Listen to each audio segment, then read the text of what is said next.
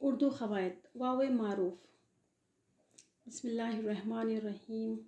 अस्सलामु अलैकुम वरहमतुल्लाहि वबरकातुहू। खुश आमदीद। उर्दू क़वाइद में आज हम पढ़ेंगे वाव मारूफ़। वाव मारूफ़ पर उल्टे पेश की अलामत लगाई जाती है। वाव मारूफ़ की आवाज़ लंबी होती है और उसको पढ़ते वक्त होंठ गोल होते हैं। वाव मारूफ़ को खींच कर पढ़ा जाता है, जैसे फूल, सूरज, सूरत, चूज़ा, दूध, ऊन। चलिए चंद अल्फाज पढ़ेंगे। दूर, हूर, झूठ, धूप, नूर।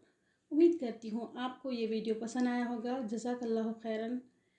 क्रिएटिव दानिश को please like, share and subscribe कीजिए।